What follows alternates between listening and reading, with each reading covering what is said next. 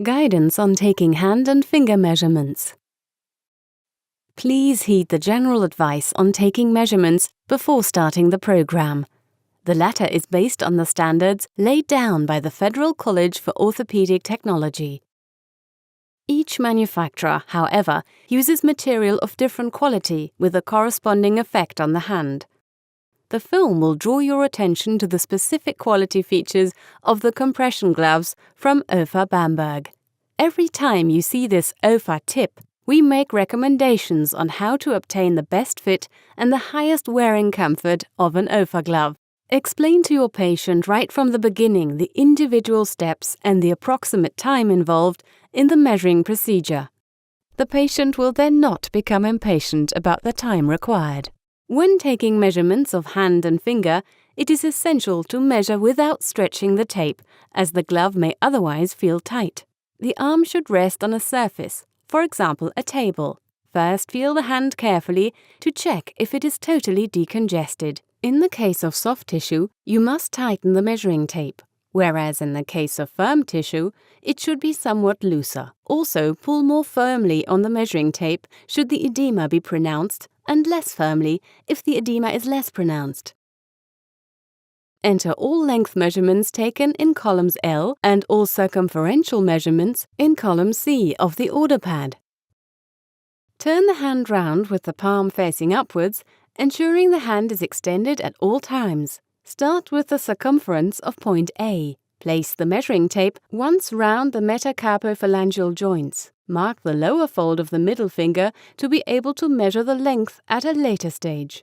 For marking purposes, it is best to use a kohl pencil. Determine the circumference of measuring point B by placing the measuring tape at the metacarpophalangeal joint of the thumb and pulling it once at perpendicular angle to the hand axis round the hand, thus measuring across the metacarpus. Again, mark the measuring point at the level of the middle finger on the inner surface of the hand.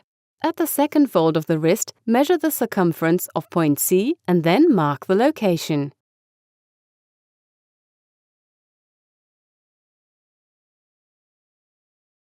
Now measure the circumference of C1 and mark the location. This point is located about 7 cm above measuring point C. If only a glove is to be worn, then stretch the tape while measuring this point, for example, by pulling the measuring tape tight. Depending on the design, you may also require the circumferential and length measurements of point D. In this case, please consult the module Guidance on Taking Arm Measurements.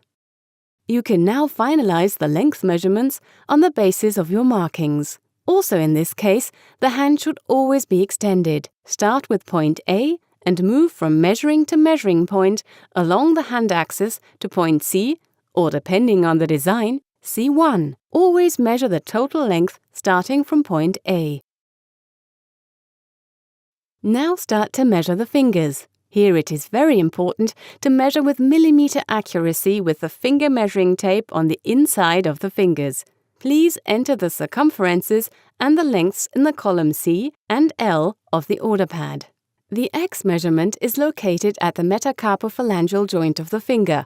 For the thumb, this means not therefore at the saddle point. Its circumference should be measured straight. Measure the circumference for Z at the level of the nail bed. The circumference of point X may not be smaller than that of Z, as the result may otherwise be constriction in the finger area. If required, make the necessary adjustments. OFA tip. If a scar treatment is required, and therefore not the whole finger needs to be treated, then take the Y measurement instead of the Z measurement, which is located at the finger's middle joint. Follow the same procedure to determine the circumference of the other fingers. Now measure the length of the fingers, starting on the shortest side of the finger and progressing from the web to the nail bed.